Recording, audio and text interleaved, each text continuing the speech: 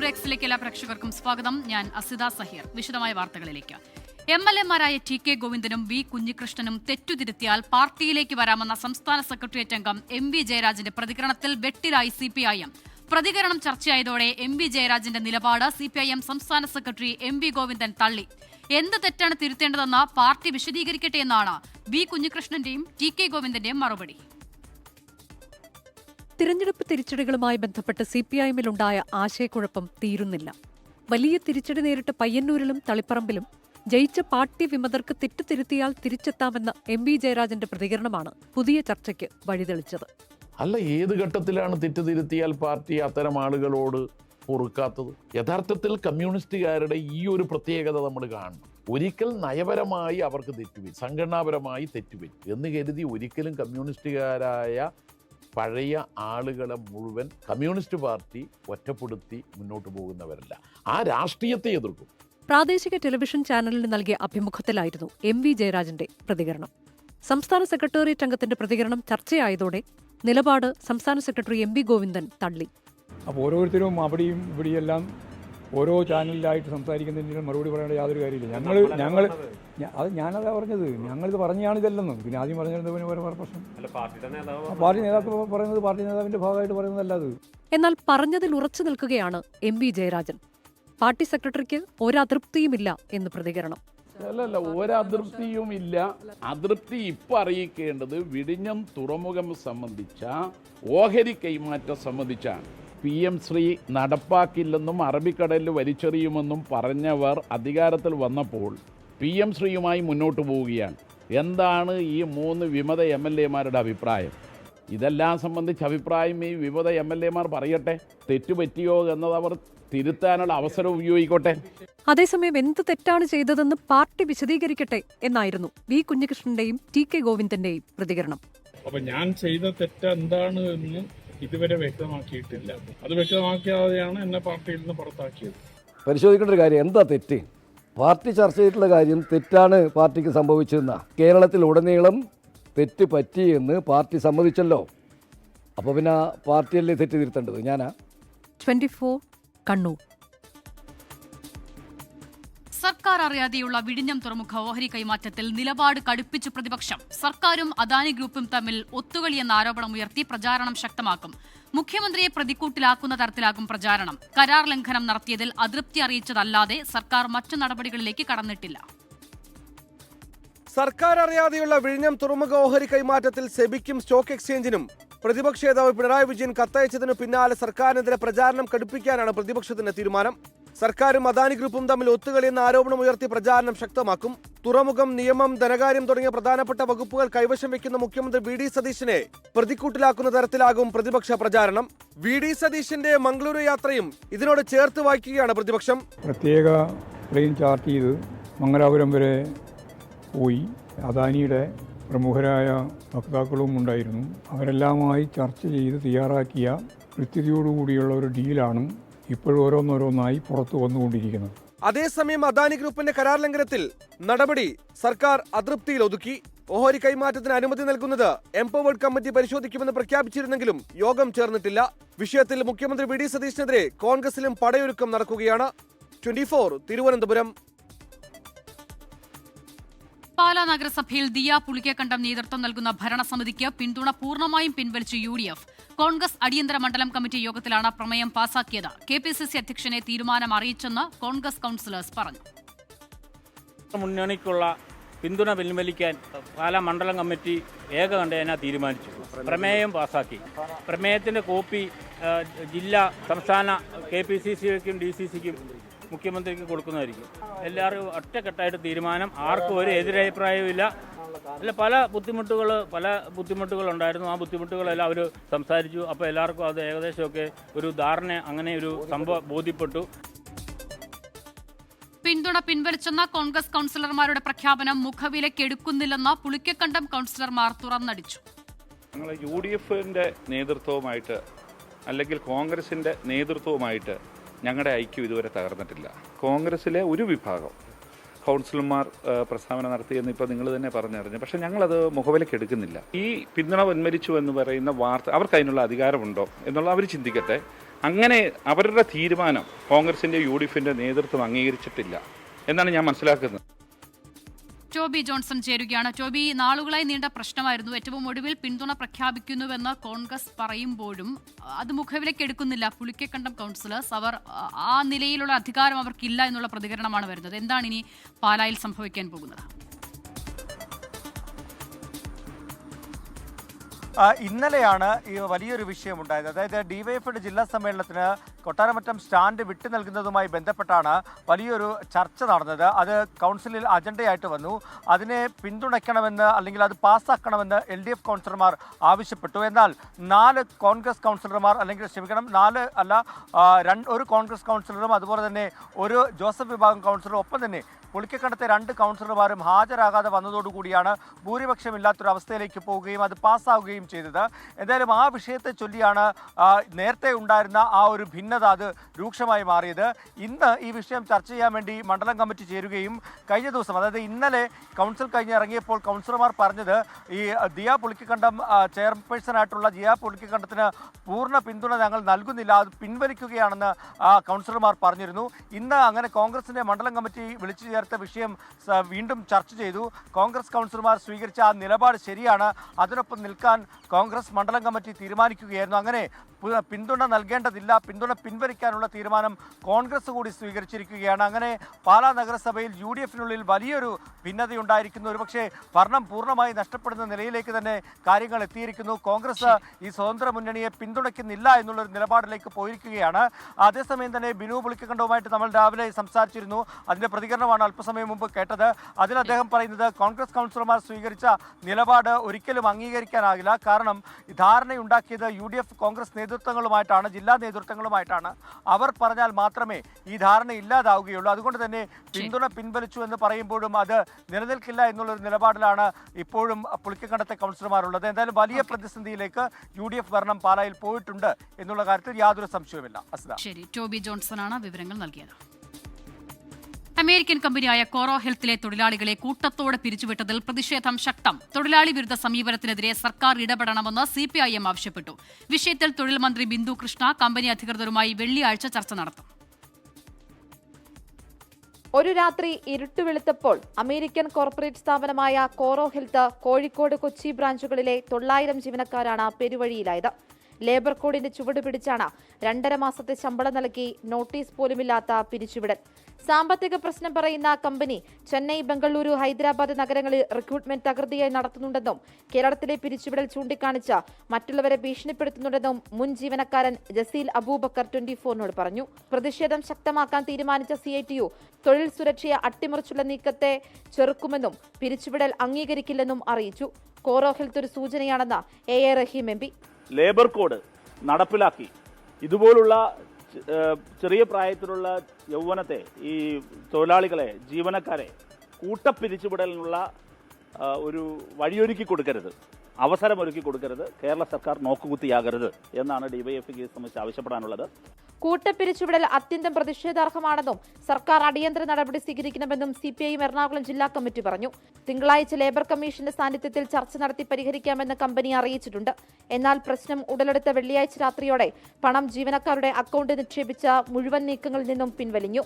നിലവിലെ labour code അനുസരിച്ച് 300 ജീവനക്കാരിലേറെയുള്ള സ്ഥാപനത്തിൽ നോട്ടീസ് നൽകിയുള്ള നടപടികളെ പാടുള്ളൂ എന്നുണ്ടെങ്കിലും നിയമവഴിയേക്കാൾ സമവായത്തിലൂടെ പരിഹാരം കാണാൻ മാത്രമേ സർക്കാരിനും സാധിക്കൂ. 24 കൊച്ചി.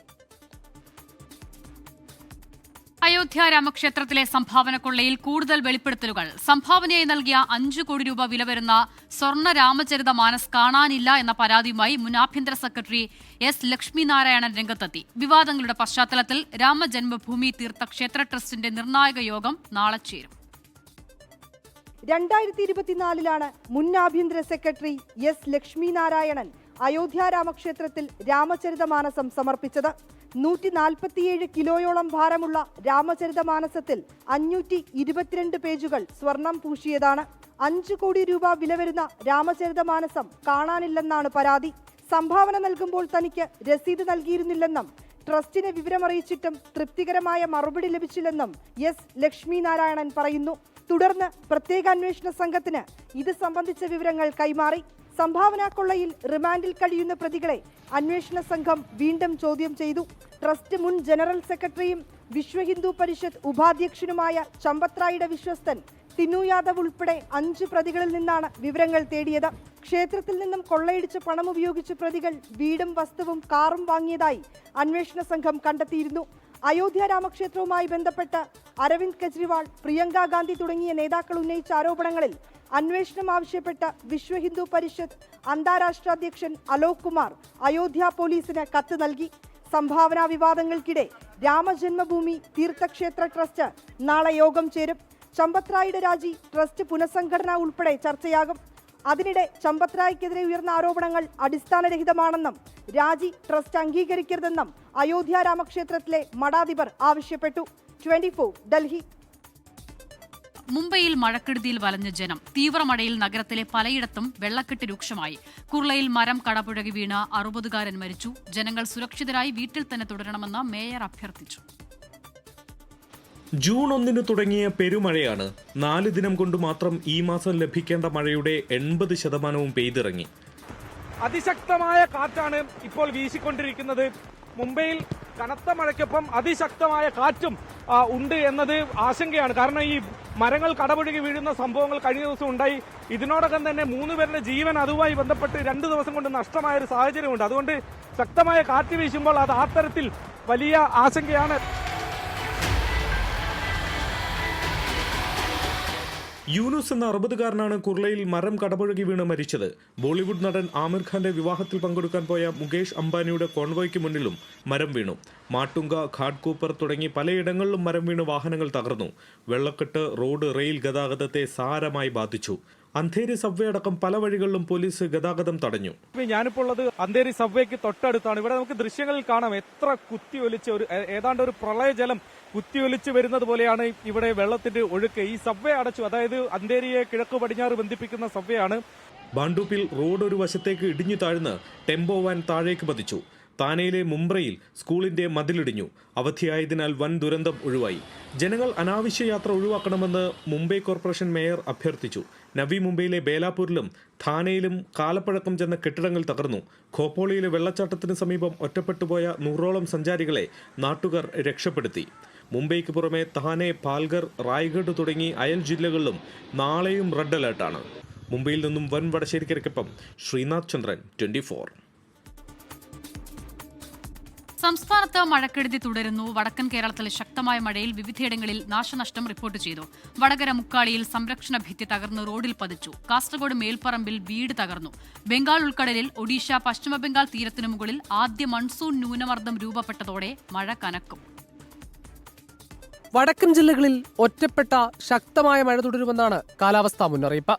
മഴ തുടരുന്ന സാഹചര്യത്തിൽ ദേശീയപാത വികസനം നടക്കുന്ന കോഴിക്കോട് വടകര പരിധിയിൽ വലിയ തോതിലുള്ള മണ്ണിടിച്ചിലാണ്.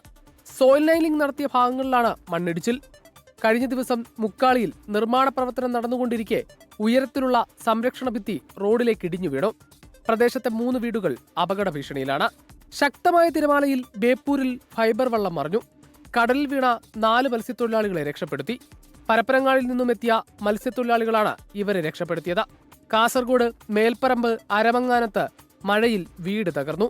ഓടിട്ട വീടിന്റെ മേൽക്കൂര പൂർണ്ണമായും നിലംപൊത്തി. വീട്ടുടമയ്ക്കും ബന്ധുവിനും പരിക്കേറ്റു. കനത്ത മഴയിൽ ദേശീയപാതയിൽ മരക്കൊമ്പ് പൊട്ടിവീണ് ഗതാഗതം തടസ്സപ്പെട്ടു. കൊയിലാണ്ടി പാലക്കുളത്താണ് ആൽമരത്തിന്റെ കൊമ്പ് പൊട്ടി വീണത്. കൊയിലാണ്ടി അഗ്നിരക്ഷാസേന എത്തി മരക്കൊമ്പ് മുറിച്ചുമാറ്റി ഗതാഗതം പുനഃസ്ഥാപിച്ചു. 24 കോഴിക്കോട്. പത്തനംതിട്ടയിൽ സഹപാഠികൾ പീഡിപ്പിച്ചെന്ന 9ാം ക്ലാസ് വിദ്യാർത്ഥിനിയുടെ പരാതി വ്യാജമെന്ന് പോലീസ്. ലൈംഗിക അതിക്രമത്തിന് പെൺകുട്ടി ഇരയായിട്ടില്ലെന്ന് വൈദ്യപരിശോധനയിൽ തെളിഞ്ഞു. സഹപാഠി പ്രണയം നിരസിച്ചത് പരാതിക്ക് കാരണമായെന്ന് മജിസ്ട്രേറ്റിന് മുൻപിൽ പെൺകുട്ടി മൊഴി നൽകി. ഇതോടെ കേസ് അവസാനിപ്പിക്കാനുള്ള നടപടികളിലേക്ക് പോലീസ് കടന്നു. 10 പേർ ചേർന്ന് പല സ്ഥലങ്ങളിൽ കൊണ്ടുപോയി പീഡിപ്പിച്ചു എന്നായിരുന്നു 13-കാരിയുടെ ആദ്യ മൊഴി. ചൈൽഡ് ലൈനിലും പോലീസിലും പെൺകുട്ടി ഇക്കാര്യങ്ങൾ പറഞ്ഞതോടെ പോലീസ് 2 എഫ്ഐആർ രജിസ്റ്റർ ചെയ്തിരുന്നു. പിന്നീട് പെൺകുട്ടിയെ വിശദമായി ചോദ്യം ചെയ്തപ്പോൾ മൊഴികളിൽ വൈരുദ്ധ്യമുണ്ടെന്ന് ബോധ്യപ്പെട്ടു. വൈദ്യപരിശോധനയിൽ പെൺകുട്ടി ലൈംഗികാതിക്രമത്തിന് ഇരയായിട്ടില്ലെന്നും വ്യക്തമായി. ഇതോടെയായിരുന്നു കസ്റ്റഡിയിലെടുത്ത പ്രായപൂർത്തിയാകാത്തവരെ അടക്കം പോലീസ് വിട്ടയച്ചത്. 13-കാരിയുടെ മൊഴി വീണ്ടും എടുത്തപ്പോൾ പീഡനം നടന്നിട്ടില്ലെന്ന് പെൺകുട്ടി സമ്മതിച്ചു. മജിസ്ട്രേറ്റിനോടും പോലീസിനോടും ഇക്കാര്യങ്ങൾ തുറന്നു പറഞ്ഞതോടെ പരാതി വ്യാജമെന്ന് തെളിഞ്ഞു. സഹപാഠിയോടുള്ള പ്രണയ നൈരാശ്യമാണ് പരാതിക്ക് പിന്നിലെന്നും പെൺകുട്ടി പറഞ്ഞു. ഇതിൽ കൂടുതൽ അന്വേഷണത്തിന്റെ കാര്യമില്ലെന്നാണ് പോലീസ് വിലയിരുത്തൽ. കേസ് അവസാനിപ്പിക്കാനുള്ള നടപടികളിലേക്ക് പോലീസ് കടന്നു. ഇതുമായി ബന്ധപ്പെട്ട റിപ്പോർട്ടും കോടതിയിൽ സമർപ്പിക്കും. 24 പത്തനംതിട്ട. പത്തനംതിട്ട കോന്നിയിലെ 13 വയസ്സുകാരിയുടെ വ്യാജ പീഡന പരാതിയിൽ പോലീസ് ക്രൂരമായി മർദ്ദിച്ചെന്ന് കസ്റ്റഡിയിലെടുത്ത യുവാവ് കാലിൽ ബൂട്ടിട്ട് ചവിട്ടി അരച്ചു, മുടിയിൽ പിടിച്ചു വലിച്ചു. ബൈപ്പാസ് ശസ്ത്രക്രിയ കഴിഞ്ഞ ആളാണെന്ന് പറഞ്ഞിട്ടും ഉപദ്രവിച്ചെന്നും യുവാവ് ആരോപിച്ചു. കോട്ടേഴ്സിൽ കൊണ്ടുപോയിട്ട് ഇവർ വന്നിട്ട് നേരെ എന്നെ ഒരു മൂലയിലോട്ട് മാറിക്കാൻ പറഞ്ഞു, ചെരിപ്പൂരിട്ട്. എന്നിട്ട് അവിടെ ഇരിക്കാൻ പറഞ്ഞു. അവിടെ മുട്ടുകുത്തി ഇരുന്നിട്ട് ആ മുട്ട് കാല് നേരെ വെക്കാൻ പറഞ്ഞു. എന്നിട്ട് കാലയിൽ ചൂരൽവടി ചടിക്കുമായിരുന്നു. ഇരിക്കുന്നതെന്ന് പറഞ്ഞാൽ മറ്റേ പോക്സോ കേസ് ആ ഒരു കുട്ടിയുടെ പേര് ചോദിച്ചിട്ടാണ്. നമുക്കിപ്പോൾ അറിയത്തില്ല, പേര് പറയുമ്പോൾ നമുക്ക് അതിനെ അറിയാൻ പറ്റത്തില്ല. ഇന്ന് കാലിൽ അടിച്ചു, ചൂരൽവടി വെച്ചു. എന്നിട്ട് ബൂട്ടിട്ട് ചവിട്ടി, എന്നിട്ട് ചെവിക്ക് പിടിച്ച് വലിച്ചു, മുടിയിൽ പിടിച്ച് വലിച്ചു. ഇത്രയാണ് ചെയ്തത്. അപ്പം ഇവനാണെങ്കിൽ 2023 ഡിസംബർ മാസം ബൈപ്പാസ് പോലെ, അത് AST ക്ലോഷർ എന്ന് പറഞ്ഞിട്ടൊരു സർജറി ചെയ്തായിരുന്നു, ഹാർട്ടിന് ഹോളുള്ളത്. അപ്പം ആ ഒരു ഇതുള്ളതുകൊണ്ട് അവരോട് ഞാൻ കുറേ തവണ പറഞ്ഞു, സാറേ ഉപദ്രവിക്കുകയൊന്നും ചെയ്യരുത് സാറേ, എന്തെങ്കിലും കാര്യം ഉണ്ടെങ്കിൽ ചോദിക്കാൻ മാത്രം ചെയ്യാവേ.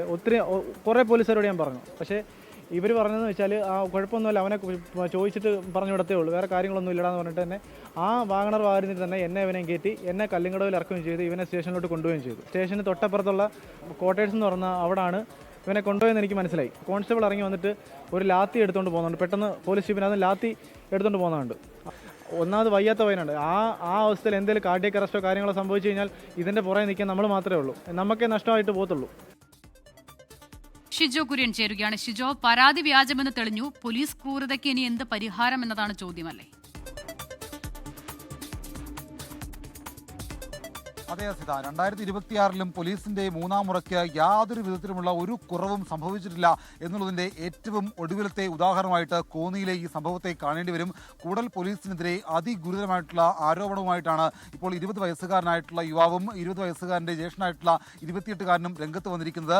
കോന്നി കൂടലിലെ 13 വയസ്സുകാരിയായിട്ടുള്ള 9ാം ക്ലാസ് വിദ്യാർത്ഥിനിയുടെ വ്യാജ പീഡന പരാതിയിൽ ഇന്നലെ പ്രായപൂർത്തിയായ 2 പേരെയും പ്രായപൂർത്തിയാകാത്ത 4 പേരെയും അങ്ങനെ 6 പേരെ കൂടൽ പോലീസ് കസ്റ്റഡിയിലെടുത്തിരുന്നു. ഏതാണ്ട് 24 മണിക്കൂർ തികയുന്ന ഏതാണ്ട് 20 മണിക്കൂറിലധികം ഇവരെ കസ്റ്റഡിയിൽ വെക്കുകയും അതിക്രൂരമായിട്ട് മർദ്ദിക്കുകയും ഒക്കെ ചെയ്തു എന്നുള്ളൊരു വിവരമാണ് ഇപ്പോൾ നമുക്ക് ലഭിക്കുന്നത്. അതിനകത്ത് പ്രായപൂർത്തിയായ 20 വയസ്സുകാരനെ പോലീസ് അതിക്രൂരമായിട്ട് കസ്റ്റഡിയിൽ വെച്ച് മർദ്ദിച്ചു എന്നുള്ള കാര്യമാണ് കോന്നി സ്വദേശിയായിട്ടുള്ള 20 വയസ്സുകാരൻ പറയുന്നത്. പോലീസ് ഇന്നലെ കഴിഞ്ഞ ദിവസം രാത്രി 3-ാം തീയതി രാത്രി 8 മണിയോടുകൂടി വീട്ടിലേക്ക് വരുന്നു. അവിടുന്ന് വീട്ടിൽ നിന്ന് ഒരു ഫോട്ടോ കാണിച്ച് ഇത് നീയല്ലേ എന്ന് പറഞ്ഞുകൊണ്ട് തന്നെ പിടിച്ച് സ്റ്റേഷനിലേക്ക് കൊണ്ടുപോകുന്നു. സ്റ്റേഷനിൽ കൊണ്ടുവന്നതിന് ശേഷം കാൽപ്പത്തിയിൽ ഈ പറയുന്ന ചൂരൽ കൊണ്ട് അതിക്രൂരമായിട്ട് മർദ്ദിക്കുന്നു, തലമുടിയിൽ പിടിച്ച് വലിക്കുന്നു, ചെവിയിൽ പിടിച്ചു പൊക്കുന്നു. താൻ ഒരു ഹൃദ്രോഗിയാണ് എന്ന് പറഞ്ഞിട്ടും കൂടൽ പോലീസിലെ ഉദ്യോഗസ്ഥർ തന്നെ അതിക്രൂരമായിട്ട് മർദ്ദിച്ചു എന്നുള്ളതാണ് ഈ യുവാവ് പറയുന്നത്.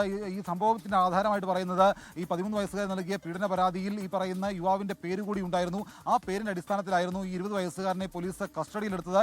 20 വയസ്സുകാരനെ കസ്റ്റഡി എടുക്കുന്നതിന് പകരം ആദ്യമേ ഈ 20 വയസ്സുകാരന്റെ ജ്യേഷ്ഠനെയാണ് കസ്റ്റഡിയെടുത്തത്.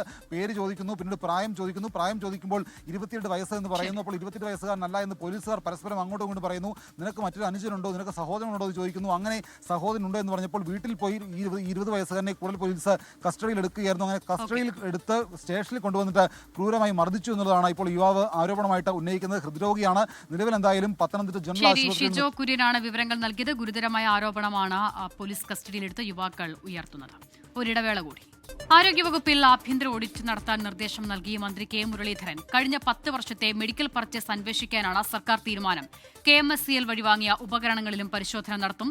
വയനാട് മെഡിക്കൽ കോളേജ് ഗോഡൌണിൽ പെട്ടി പൊട്ടിക്കാതെ മെഡിക്കൽ ഉപകരണങ്ങൾ കണ്ടെത്തിയ സംഭവത്തിന് പിന്നാലെയാണ് നിർദ്ദേശം. LDF സർക്കാരിന്റെ കാലത്ത് കഴിഞ്ഞ 10 വർഷം നടന്ന മെഡിക്കൽ ഉപകരണങ്ങളുടെ പർച്ചേസിലാണ് അന്വേഷണം. വയനാട് മെഡിക്കൽ കോളേജ് സന്ദർശനത്തിനിടെ കോടിക്കണക്കിന് രൂപയുടെ ഉപകരണങ്ങൾ ഉപയോഗമില്ലാതെ നശിക്കുന്നത് ആരോഗ്യമന്ത്രിയുടെ ശ്രദ്ധയിൽപ്പെട്ടതിനു പിന്നാലെയാണ് നടപടി. ജീവൻ രക്ഷാ ഉപകരണങ്ങളും പരിശോധനാ ഉപകരണങ്ങളുമടക്കം ഉപയോഗിക്കാതെ കെട്ടിക്കിടന്ന് നശിച്ചു. Autoclave unit, mobile mortuary, structure, വീൽചെയറുകൾ, മരുന്നുകൾ ഉൾപ്പെടെ ഗോഡൌണിൽ കൂട്ടിയിട്ട നിലയിലായിരുന്നു. ഇതിനു പിന്നാലെ ആഭ്യന്തര ഓഡിറ്റ് നടത്താൻ മന്ത്രി ഉദ്യോഗസ്ഥർക്ക് നിർദ്ദേശം നൽകി. Kerala medical service corporation limited വഴി വാങ്ങിയ ഉപകരണങ്ങളിലും ആശുപത്രി കമ്മിറ്റികൾ വഴി വാങ്ങിയ ഉപകരണങ്ങളും പരിശോധിക്കും. സംസ്ഥാനത്തെ വിവിധ ആശുപത്രികളിൽ ഉപയോഗമില്ലാതെ കിടക്കുന്ന ഉപകരണങ്ങളുടെ കണക്കെടുക്കാനും നിർദ്ദേശം നൽകിയിട്ടുണ്ട്. ആഭ്യന്തര ഓഡിറ്റിൽ ക്രമക്കേട് കണ്ടെത്തിയാൽ വിജിലൻസ് അന്വേഷണം ആവശ്യപ്പെടാനാണ് തീരുമാനം. 24 തിരുവനന്തപുരം. നടി അൻസിബ ഹസന്റെ പരാതിയിൽ ചലച്ചിത്ര അഭിനേതാക്കളുടെ സംഘടന അമ്മയുടെ മുൻ വൈസ് പ്രസിഡന്റ് ലക്ഷ്മിപ്രിയക്കെതിരെ കേസെടുക്കാൻ കോടതി നിർദ്ദേശം. ലക്ഷ്മിപ്രിയയുടെ ഭർത്താവ് ജയേഷ്, വനിതാ SI രേഷ്മ എന്നിവർക്കെതിരെയും കേസെടുക്കാൻ തൃപ്പൂണിത്തുറ മജിസ്ട്രേറ്റ് കോടതി നിർദ്ദേശം നൽകി. വ്യാജ പരാതിയുടെ മറവിൽ മാനസികമായി പീഡിപ്പിച്ചെന്നാണ് അൻസിബയുടെ പരാതി. തൃക്കാക്കര ACP കഴമ്പില്ലെന്ന് പറഞ്ഞ പരാതിയിലാണ് കോടതി കേസെടുക്കാൻ പോലീസിന് നിർദ്ദേശം നൽകിയത്. പോലീസ് സ്റ്റേഷനിൽ തന്നെ നിയമവിരുദ്ധമായി തടഞ്ഞുവെക്കുകയും ഔദ്യോഗിക രേഖകളിൽ തിരുത്തൽ വരുത്തുകയും ചെയ്തു എന്ന് ചൂണ്ടിക്കാണിച്ചാണ് അൻസിബ കോടതിയെ സമീപിച്ചത്. ഇന്നലെ അൻസിബയുടെ മൊഴിയെടുത്തിരുന്നു. ഇതിന് പിന്നാലെയാണ് കോടതി കേസെടുക്കാൻ നിർദ്ദേശിച്ചത്.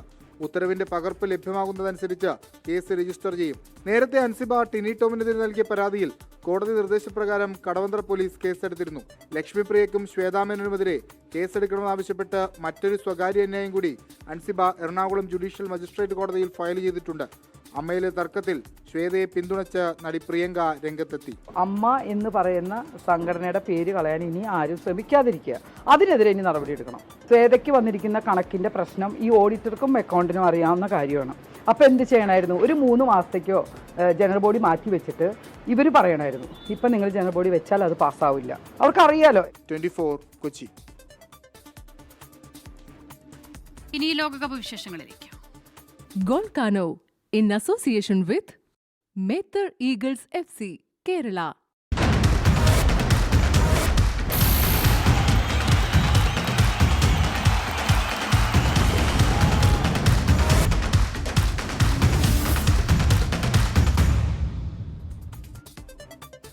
ഫിഫ ലോകകപ്പിൽ ക്വാർട്ടർ ലക്ഷ്യമിട്ട് ബ്രസീൽ കളത്തിലേക്ക്. രാത്രി 1:30 നടക്കുന്ന മത്സരത്തിൽ നോർവേയാണ് എതിരാളികൾ. ഇന്ത്യൻ സമയം നാളെ പുലർച്ചെ 5:30 നടക്കുന്ന മറ്റൊരു മത്സരത്തിൽ ഇംഗ്ലണ്ട് മെക്സിക്കോയെ നേരിടും.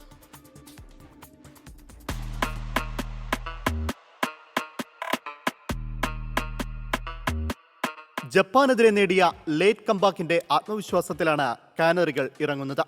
മിന്നും ഫോമിലുള്ള മുന്നേറ്റ നിരയും പരിശീലകൻ കാർലോ ആഞ്ചലോട്ടിയുടെ തന്ത്രങ്ങളിലുമാണ് ബ്രസീലിന്റെ പ്രതീക്ഷ. മധ്യനിര കൂടി താളം കണ്ടെത്തിയതോടെ ടീമിന്റെ മുന്നേറ്റങ്ങൾക്ക് മൂർച്ച കൂടിയിട്ടുണ്ട്. എന്നാൽ റഫീഞ്ഞയ്ക്ക് പുറമെ ലൂക്കാസ് പക്വറ്റയ്ക്ക് കൂടി പരുക്കേറ്റത് മുൻ ചാമ്പ്യന്മാരെ വലയ്ക്കുന്നുണ്ട്. മറുവശത്ത് എർലിംഗ് ഹാലണ്ടിന്റെ ചുമലിലേറിയാണ് നോർവേയുടെ വരവ്. ഹാലണ്ടിന് പുറമെ അലക്സാണ്ടർ സോൾറോത്ത്, ക്യാപ്റ്റൻ മാർട്ടിൻ ഒഡേഗാർഡ് എന്നിവർ ചേരുന്ന ആക്രമണ നിര ബ്രസീൽ ഗോൾ മുഖത്ത് ഭീഷണി ഉയർത്തുമെന്ന് ഉറപ്പാണ്. മറ്റൊരു മത്സരത്തിൽ ആതിഥേയരായ മെക്സിക്കോയാണ് ഇംഗ്ലണ്ടിന്റെ എതിരാളികൾ. വിങ്ങുകളിലും പ്രതിരോധത്തിലും വെല്ലുവിളി നേരിടുന്നുണ്ടെങ്കിലും തകർപ്പൻ ഫോമിലുള്ള ഇംഗ്ലീഷ് പടയെ പിടിച്ചുകെട്ടുക മെക്സിക്കോയ്ക്ക് എളുപ്പമാകില്ല. ഗോൾ മെഷീൻ ഹാരി കെയ്ൻ തന്നെയാണ് ടീമിന്റെ കുന്തമുന. വേഗതയേറിയ കൗണ്ടർ അറ്റാക്കിലൂടെ ഇംഗ്ലണ്ടിനെ തളയ്ക്കാനാകും മെക്സിക്കോയുടെ ശ്രമം. World cup desk 24. News breaks ഇതോടെ പൂർണ്ണമാകുകയാണ്. ഇനി പൊതുജനം കഴുതിയല്ല സർ എന്ന പരിപാടി കാണാം. ഡോക്ടർ ഉന്മേഷ് ശിവരാമൻ ചേരും.